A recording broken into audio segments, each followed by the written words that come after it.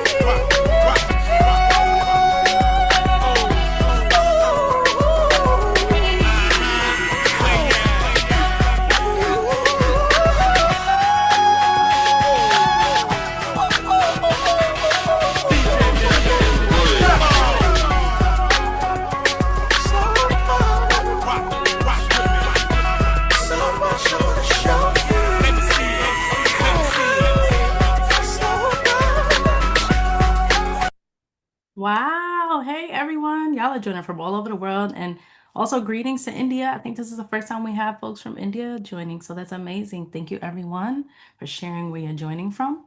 And so, as I mentioned before, thank you again for joining us. This is our digital literacy and cultural stewardship webinar series. We're really focused on dedicated to strengthening digital literacy, advancing archival practices, and sharing resources of how we can all work together to safeguard the web as a vital source of cultural memory. The goal of this series is to really frame things from a cultural lens, talk more about digital access and curation, and the intentional practices of folks that are working together to support this series and these initiatives. If you are joining, we're asking that you please stay on mute until we complete and get towards the end. We will hold 15-20 minutes at the end to answer questions, but feel free to lift up your questions in the chat. And also just want to lift up, if you are not registered already for our digital literacy and cultural stewardship spring sessions, please feel free to scan the QR code. Today, we are discussing digital archives and ecosystems. All of these webinars are curated to build upon each other. So our next session after this will talk more about archives, careers, and opportunities for growth in depth. And so if you haven't had an opportunity, please go ahead and scan that QR code. We'd love for you to join us for our upcoming webinar sessions. I am Camille Lawrence. I am the web archivist here at Archiving the Black Web. I'm also an archivist who has a background in art history and curating. Just a little bit more about my professional experience. I am a director of operations at Web Recorder, been an archivist for Urban Bush Women. I am the founder and principal archivist of Black Beauty Archive. And prior to that, I was the project archivist at the Brooklyn Academy of Music. Today, I am joined by I think one of the most brilliant minds in archives and digital humanities work, and Louisiana native. I'm going to go ahead and pass the mic to Whitney Christopher. So excited to be in conversation with you today, and thank you so much for joining us, Whitney. Thank you, Camille. That's so sweet. Again, yes, my name is Whitney Christopher. I'm a technologist with experience across several fields, but my primary and preferred fields are libraries and museums. I currently serve as the automation librarian at Cornell University, but some of my past roles include a technology fellow at Harvard Art Museums, a museum technologist with Historic New England, and digital archives assistant with Urban Bush Women. Up next. Yeah, a little more about me is that I'm currently doing a lot of work with data privacy and digital humanities. Digital humanities is what my background is in, but I really enjoy working on Black stuff, just Black stuff in general, of digital projects that are at the intersection of technology and culture related to the African diaspora.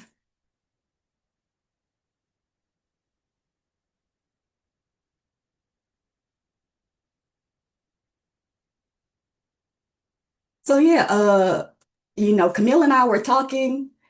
And I mentioned I wanted to talk about this book as a part of my, like one of the projects that I want to talk about related to digital humanities. And yeah, this is W.E.B. Du Bois's Data Portraits Visualizing Black America. His work is so important. It underpins all of sociology. It's particularly related to America. And his work with Black data and Black people demonstrates such a deep understanding of how important it is to be able to translate hard topics and complex issues for any audience. It also provides us with an early example of data visualization while also serving as an archival record. I genuinely admire his ability to capture, describe, and display these graphs and charts that are incredibly important pieces of research, but also amazingly artistic. Absolutely, Whitney. And both Whitney and I have backgrounds in the humanities. And so when we were thinking about this conversation, if you've joined the previous webinar, as much as we're talking about digital literacy, it's so important that we lift up and cite our sources of literary sources that help ground our work and help shape us. With a background in art history and also coming into archive, the ways in which Du Bois created visualization for data that was complex, not easy to understand, especially in the early 1900s, where literacy rates varied across the US. Although there were a boom in schools and education, literacy is still something that is very important to us in the Black community today. Now, this book was published in 2018. If you do not have this book, we highly encourage you to add it to your library, your personal library, or your academic library. And within the book, there are so many rich data sets. These portraits were all drawn by hand and they were exhibited in 1900 in France, Paris, at an exhibit of American Negroes. And so we're just going to show a few slides of this because prior to digital curation tools and archives ecosystems, this is the ways in which sociologists or folks related to the humanities, but specifically Du Bois, was showcasing and displaying data sets and information about Black folks. Yeah, so these are a few of the graphs from the book. This first is a distribution of Negroes in the United States. And so, yeah, it's quite simple, right? He uses color to represent the population in each particular state. And yeah, it tells you so much about what Black America looked like during this time in a very easy to understand way. There's also a chart about illiteracy rates in America at the time. You can next slide. And yeah, there's an additional one about the occupations of Negroes and whites in Georgia. And I forget, this last one is about businesses and Negro businesses in the United States. Thank you, Whitney. So yeah, I think that all brings us to the topic of digital humanities. And what is digital humanities?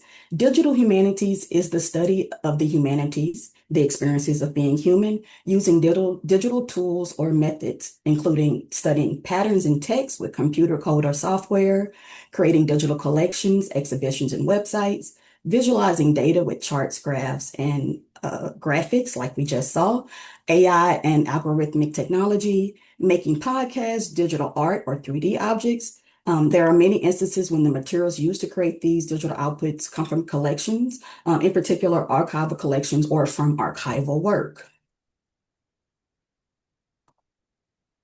In particular, I have a particular interest in Black digital humanities. And I think this quote from Kim Gallen really sums up what Black digital humanities is. And Black digital humanities is a deeply political enterprise that seeks not simply to transform literary canons and historiography by incorporating Black voices and centering African American and African diasporic experiences, though it certainly does that.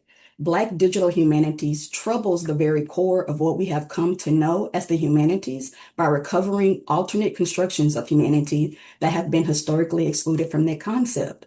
Yeah, and all in all, it calls into question what has been categorized as the standard experience of being human by examining those who have been traditionally excluded from those investigations. Absolutely. And so now that we all are collectively grounded in this framework, we can get to the meat and potatoes of the conversation, which is digital archives ecosystems. And so within this framework, just want to lift up and remind us all, if you are familiar or not, digital archives are focused on long-term repositories that are designed to collect, manage, and preserve digital materials, right? Those digital materials can include digital born objects, right? PNGs, photographs, TIFFs, documents, text files, even web archives, or and also can be inclusive of digitized materials that were physical born. So it could also be inclusive of digitized books, manuscripts, artist catalogs, photographs, audio and visual tapes, audio cassettes, etc. What is important for us to think about is, since we've grounded everyone in our understanding of this framework, we wanted to create a small graph chart about digital archives ecosystems. Now, please understand there are so many different contributors, players, and folks who activate the archives, but we really wanted to highlight some of the individuals that we are in constant collaboration with, conversation with, in what is the digital archives ecosystems. And so, myself, yes, I'm an archivist, but I very much so heavily identify as a web archivist in this context. And Whitney and I are going to share a bit more about our roles and how that fits within these ecosystems. But just wanted to call out some of the titles here. A lot of the individuals on the left of the screen are folks who are contributing to pulling the data together to publish it and make it accessible. Whereas the individuals and titles that we have on the right, excuse me, are individuals who are accessing these data points for museums, professors, researchers, curators, artists, students, etc. But on the ingest side are folks who are preserving, collecting, making the data available, digitizing it, curating it, are automation librarians, catalogers, metadata specialists, web archivists, software engineers, folks in IT, librarians, etc., and digitization specialists, which we cannot ever forget, and digital preservation experts as well.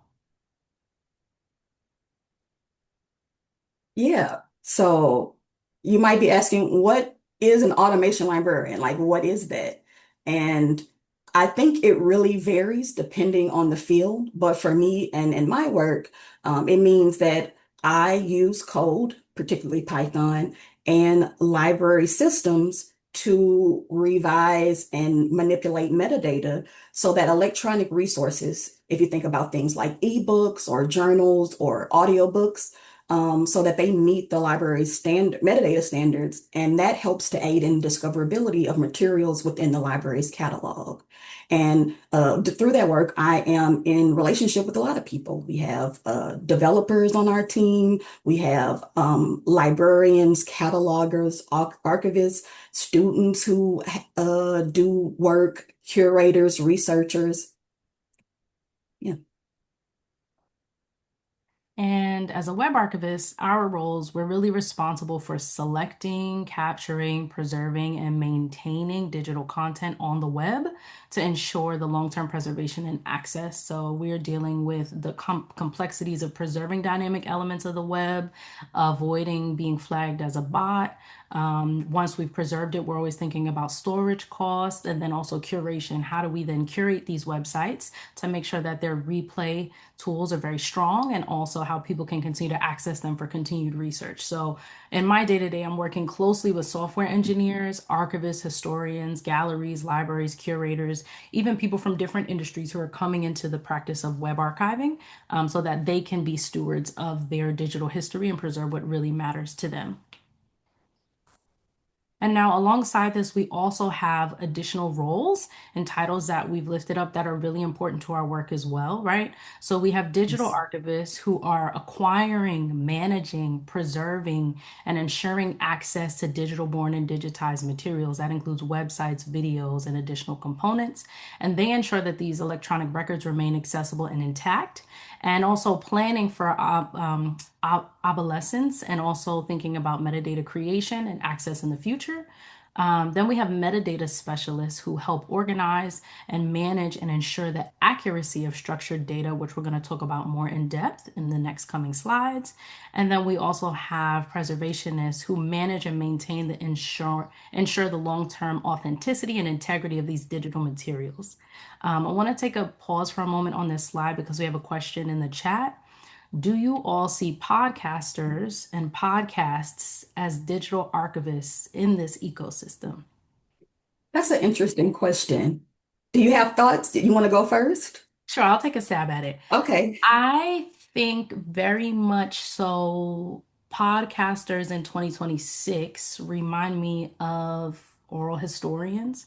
And oral historians, I think, are definitely part of the ecosystems of digital archives. When I think about people creating content on podcasts, the places in which they stream the content, they don't own, right? iHeartRadio, YouTube, Instagram, whatever platforms that they're streamed from, Anchor, Apple Podcasts, they publish it. But my concern always as a web archivist is we are creating so much social currency, which we talked about in our last webinar.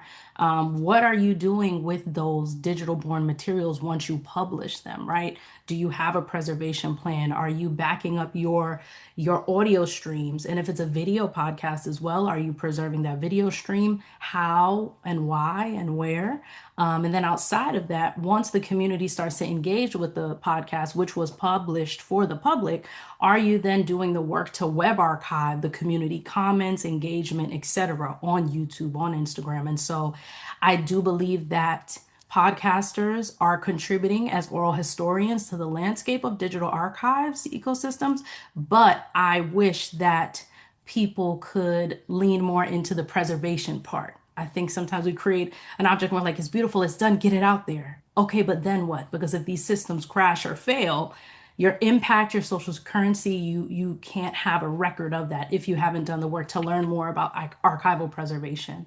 I'm going to pass the mic to Whitney because then we have another follow-up question in the chat. Yeah. No, I think that podcasters are most certainly contributors to the digital archives ecosystem, but yeah, they are not unless they are doing the work to back up their own materials, are not in possession or don't have the maybe technical know-how in order to do the actual archiving. And as far as like the oral historians part, I think that podcasters, both good and bad, give us insight into the cultural climate of a particular time. So they tell us a lot about what is happening in pop culture, what is happening with like when we think about like the manosphere and like how that affects people. So I think they give us a lot of insight into that, but I think without the work of doing the actual archiving process, they are they're kind of just contributors without actually being archivists. Yeah, absolutely. And just to answer also Mariah's question, can I expand more on viewing podcasters as oral historians? From the lens of humanities and digital humanities, I view personally podcasters as oral historians because they are sharing their lived experiences. A lot of podcasts that I've engaged with are about self-help or recounting a story or encouraging and motivating people, and that's all related to the human experience. So I think about them as griots, as oral historians, as narrators. Of course, there's ads and content and everything else in between, but the reason why we're leaning in and listening and subscribing and streaming is because there's something about their human experience that intrigues us and connects us. And I believe they carry a lot of the same responsibilities as oral historians in the sense of capturing a human story and making it accessible. But the biggest part that we want to encourage people to get into is the preservation aspect of it. So, hope those responses were helpful and more than happy to talk about this more in depth towards the end. Passing the mic to you, Whitney. Okay, yeah, so I think we'll do a little uh like some definitions and terms so that as we go into the conversation, people have, I guess, a clear understanding of like the things that we're talking about. And so, one way people who work at the intersection of culture and technology try to ensure access to materials is by maintaining these digital file formats. Some materials are created digitally and are inherently in these formats, but then there are other times where things are digitized and they're transformed to these formats to help ensure preservation and access. So when you think about things like documents, you think about PDFs, docs, CSVs, or text files. Those are all document styles. You have videos that come as MP4s or WAV files. You have images that could be JPEGs, PNGs, or TIFFs. You have things like GIFs or graphics interface interchange format. You have audio files, and you also have web archiving collection files. So these are just some of the formats that help us to aid in preservation of digital materials or digitized materials. Okay. And I guess let's also start at the basics. Like, so what is data? Data is unstructured information that can literally be anything from tables and spreadsheets to images to videos to oral histories to maps to text, etc. So anything can be data.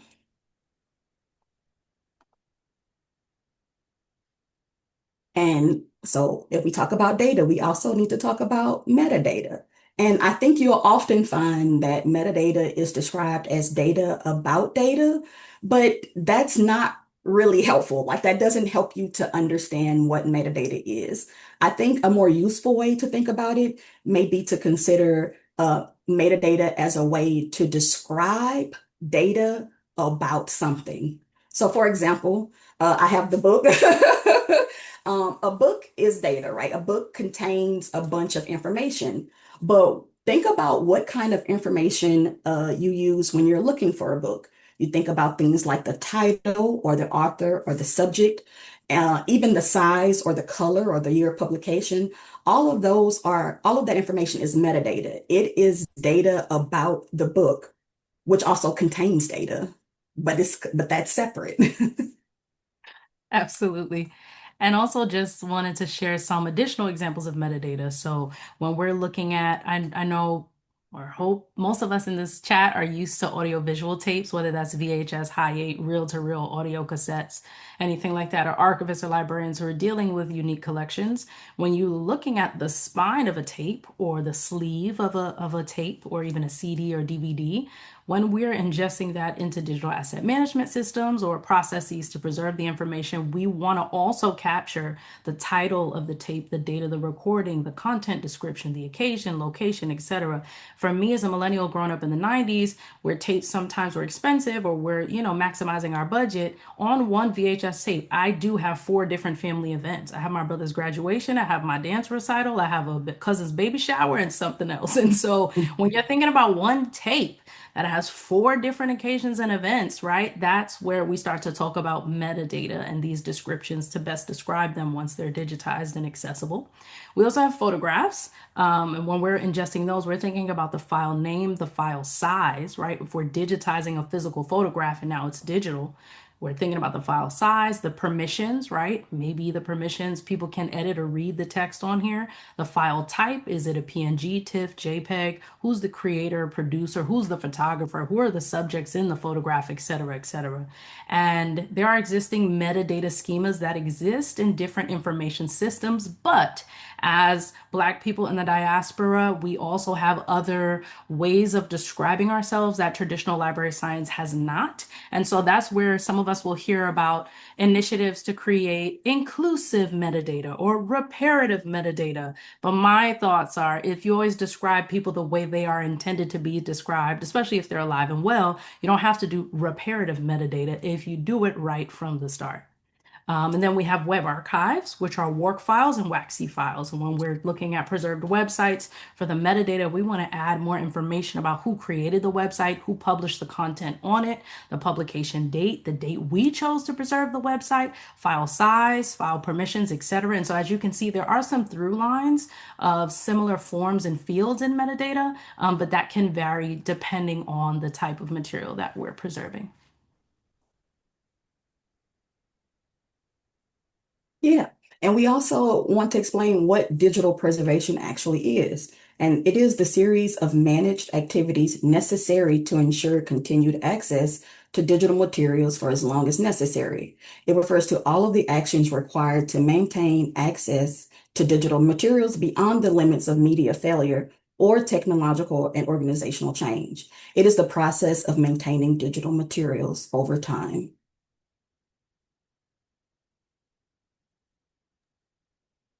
So yeah, a lot of times we only see the finished product of what it takes to make materials available digitally, but there are many different processes, both manual and digital, that happen behind the scenes to make the materials available.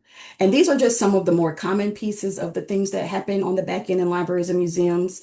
And it's definitely not a one size fits all approach. And you might find that a lot of these different pieces are wrapped into one thing, depending on your organization or what you're doing. So a lot of it starts with development and coding environment. I know at the library I work at, we get e-resources from a lot of different vendors, and they all of the metadata related to those come to us in various stages of completeness.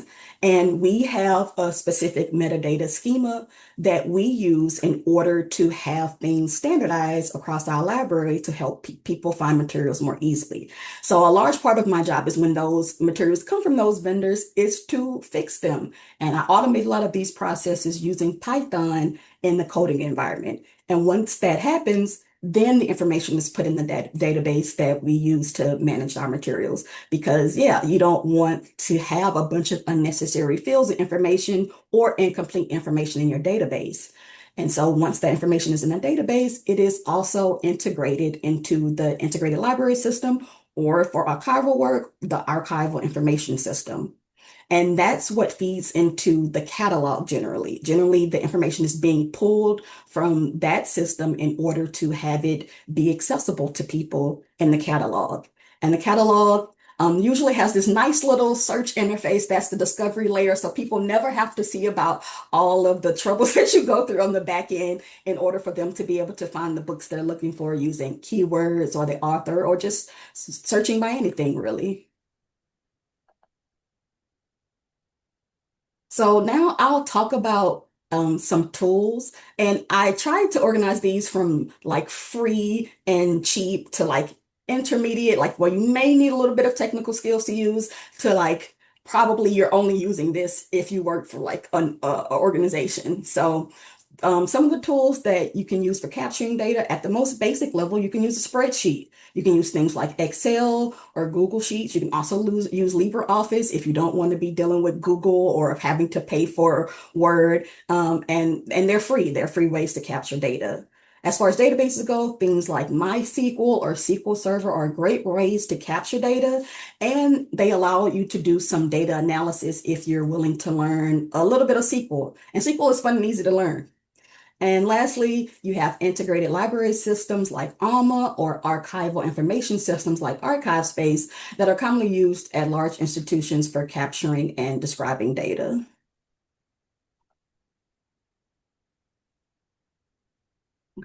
Okay, some of the tools for describing data. One good example is ResourceSpace. ResourceSpace is an open source digital asset management system. And a digital asset management system is kind of what it says. It allows you to manage any digital assets you've created. If you have data that is available digitally, you can use it to manage it there so that you can keep track of it. Collective Access is a free and open source software that also supports the cataloging and publishing of materials. And lastly, we have the museum system, which is a popular collection management software that is quite expensive, honestly, and you're probably only using this if you're working at a big institution. Also wanted to share when we're talking about the files that we're ingesting into these dams.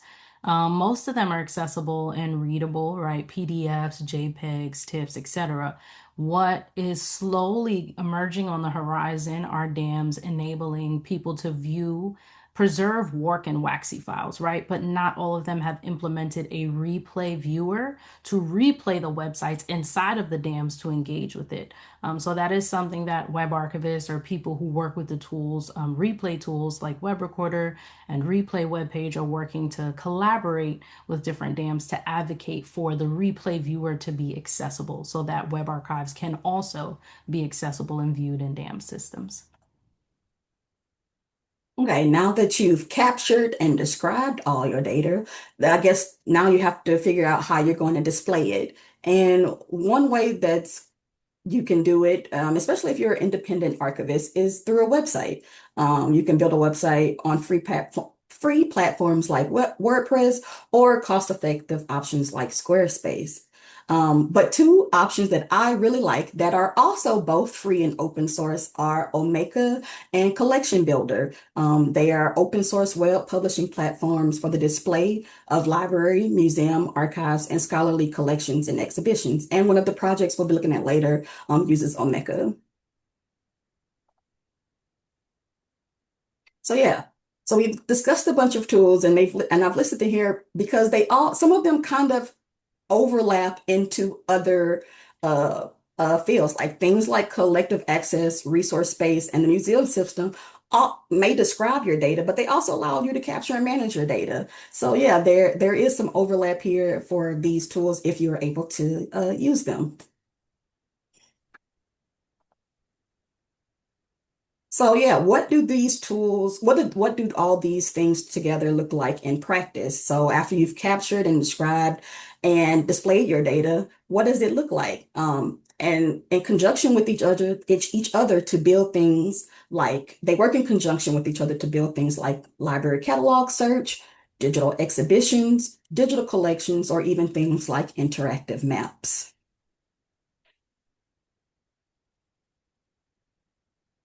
And so Yeah. at this point, Whitney and I are going to highlight and showcase some of our favorite digital projects. Some of them hail from libraries, archives, and museums. Some of them are independent projects. Some of them are databases and portals that point to a plethora of other resources. And so we're going to take this time now to share some of the projects that we really love and enjoy.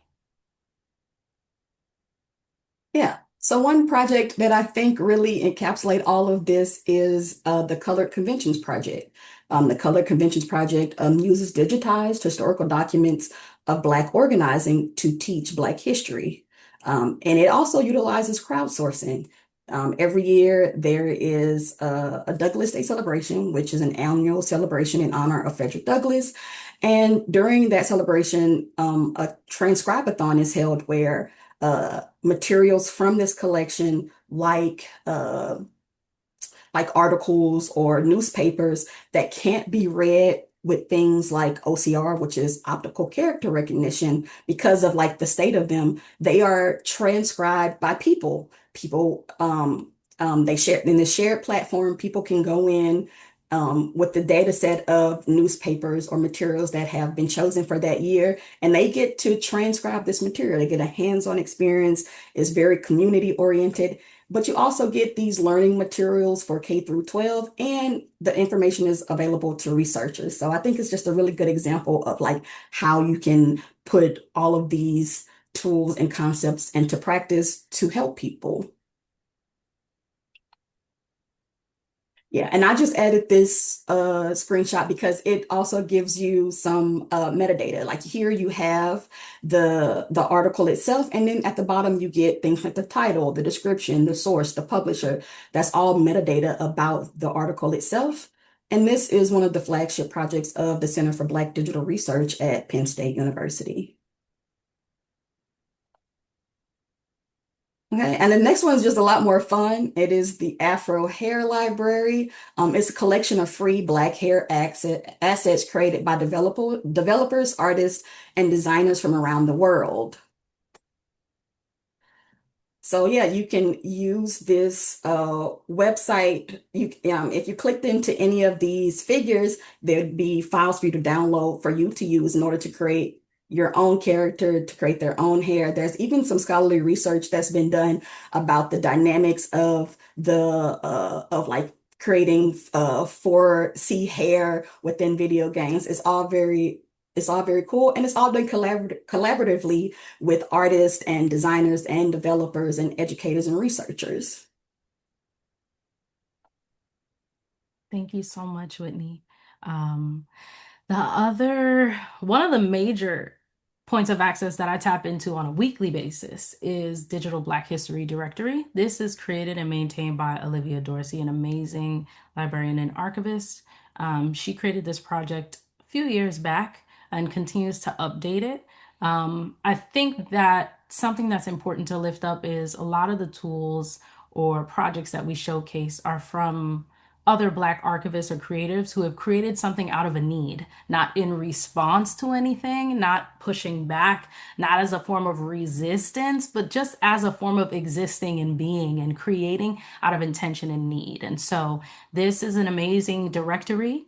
You can also submit if there's a project that you are aware of that's not here, that can be updated. But I love utilizing this as a resource. Highly encourage everyone to bookmark this and tap into digitalblackhistory.com as well for a resource. And this lists digital projects and online history projects that are related to Black history. So if you're someone who's interested in history, genealogy, family historians, anyone who's really focusing on the life of Black individuals, families, Black humanities, you can tap into this resource.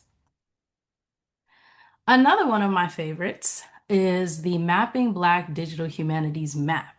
Now, this was a cohort project and it seems to continue to grow and evolve, and people continue to contribute to it. And there's people who come in and out of the project.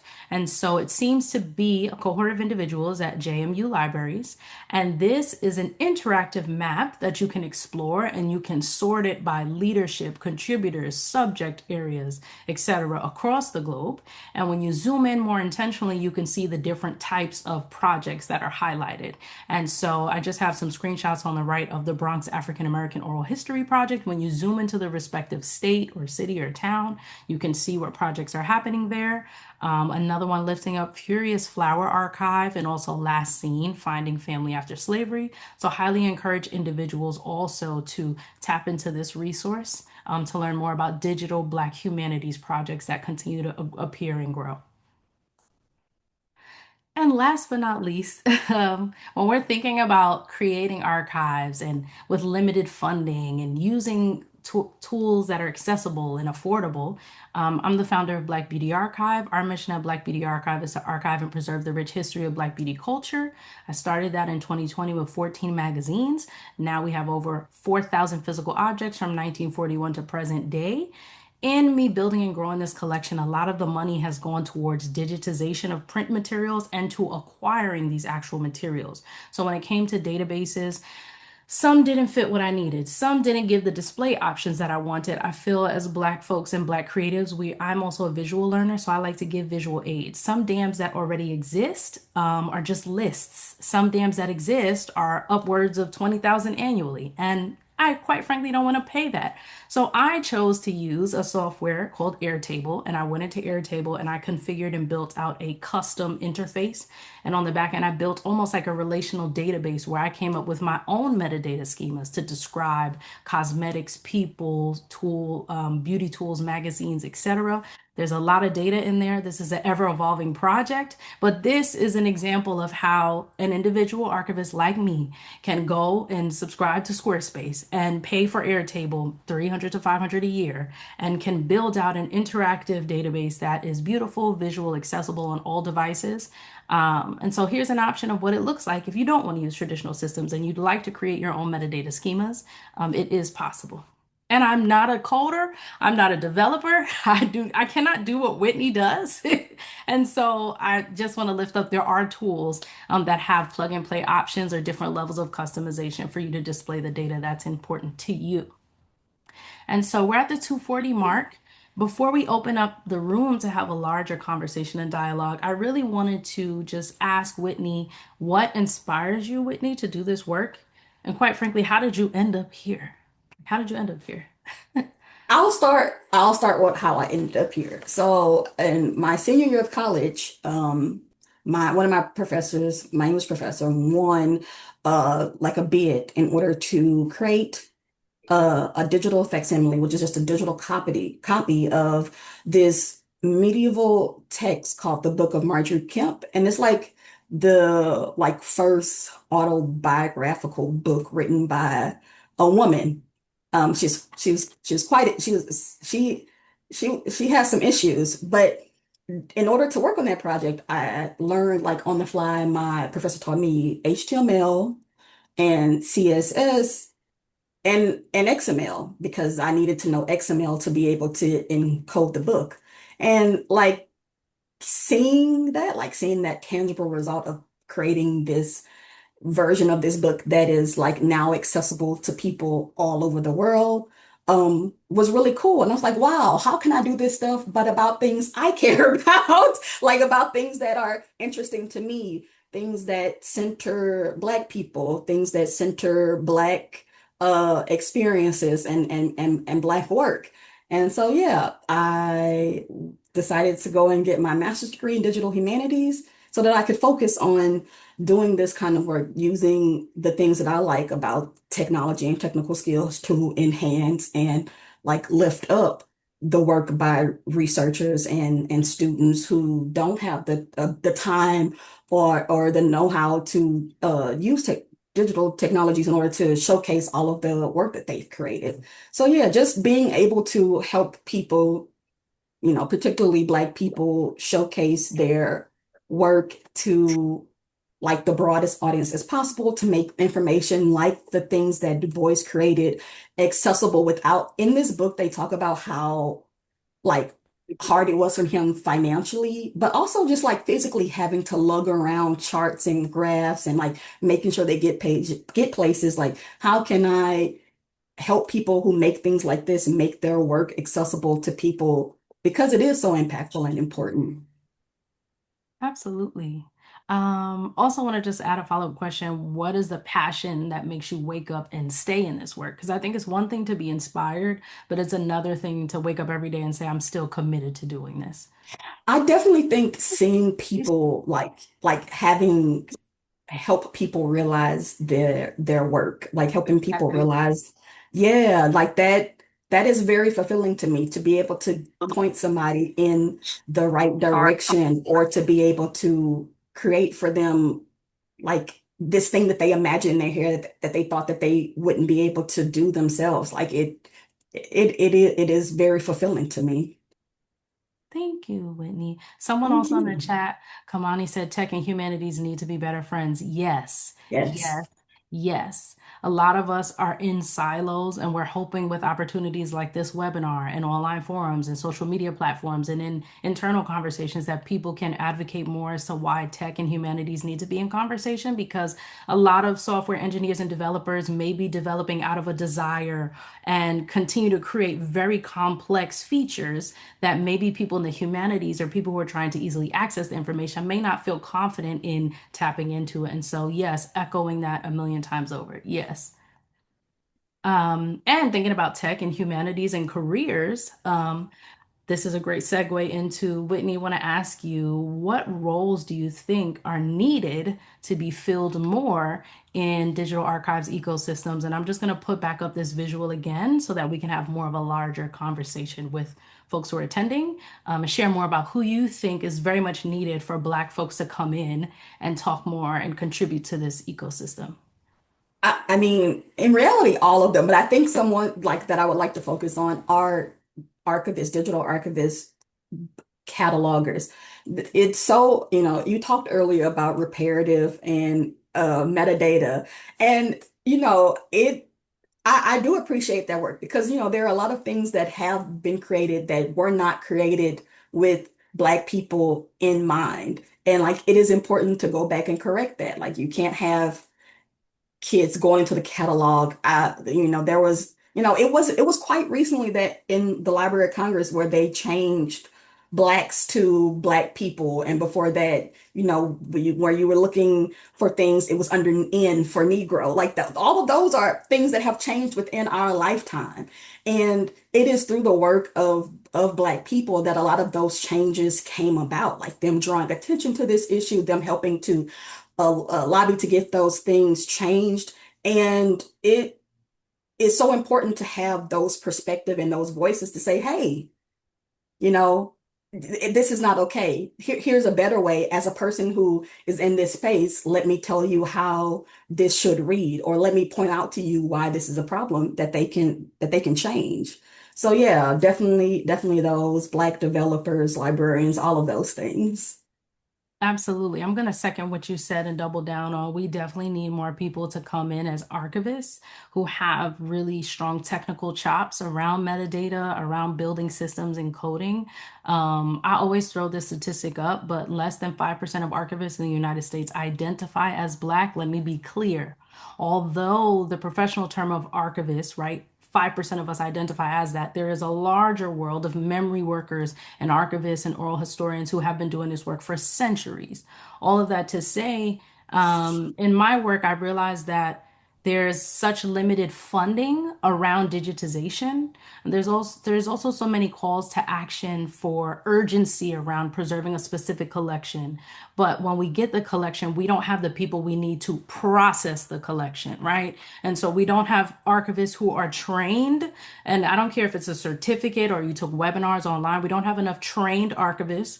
We don't have enough people working in metadata. We also don't have enough Black people in digital preservation initiatives. Digital preservation is a totally different workflow, which we will talk about more towards the end of the year. And we talked about it last year.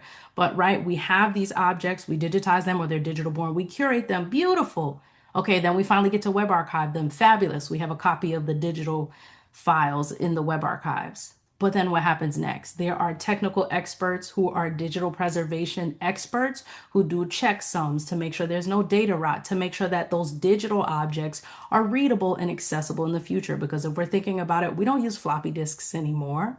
We don't Mhm. use VHS tapes anymore. We are seeing with Gen Z a rush back to analog, but with people fighting over resources with AI, specifically data centers, storage. I'm not sure if people saw in the last 2 weeks, the cost of external hard drives has skyrocketed. What a 1 terabyte external hard drive used to be $99 is now 300, or 4 terabytes that used to be 250 is now 898 for Samsung. And so all of this to say there's a rush and a race and urgency of preservation materials, physical and digital, and costs will continue to rise as we all are engaging with digital technologies online.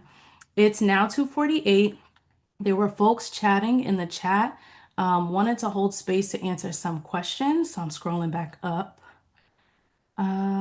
Yay, look at you, Whitney. You are convincing people to follow their dreams. Yay, Alice. Yes, go get your master's in digital humanities. Yes. Okay, I'm scrolling back up to Anastasia's question. Is it not typical for institutions to solely use spreadsheets for metadata? That is and not typical. That I would say that that is atypical. It's just too much. You you you run the risk of like data like destruction. Like there's it's not unless you have. I mean, even if you have very advanced skills in spreadsheets, it's just not realistic. It's very hard to manage. It's easy to make errors and hard to correct them. So yeah, I would say that no, most institutions at the institutions that I've worked at, they use databases in order to manage the data because it's easier and it's cleaner. Yeah. A- And also in retrieving the information, importing new assets, and displaying those assets to the users, like who are on the right, professors, curators, students, researchers who want that. It's more of a cumbersome workflow to have a separate spreadsheet over here. Yes. You want to import that metadata that you built. Maybe some people may start building it on a spreadsheet, or maybe certain fields are built on a spreadsheet and they can integrate that. But Yes. once you've built out a DAM system where you ingest the object and then you tag name, artist, et cetera, et cetera, et cetera. Also, as collections grow, there may be more needs for additional Yeah. metadata fields. Imagine Yeah. if you had 700 in a spreadsheet over here and you have 1,200 assets over there. It's a headache. And so, to answer the question, most institutions that have funding are not solely using spreadsheets. The next question is JoJo. Thoughts on certifications for archiving or for knowledge to qualify for roles? I have my master's in art history, information systems. I, JoJo, have a background in art history. And in my junior seminar class, there were librarians who came in trying to recruit us, begging us to come into the field. So that's how I made the pivot by accident. I really like to lift up LibJuice Academy for someone who wants to get very specific certificates to add on to existing degrees, and also for individuals who just want to come into the field who may have other skill sets. The Society of American Archivists, if you join, there are also certifications that you can take through there as well.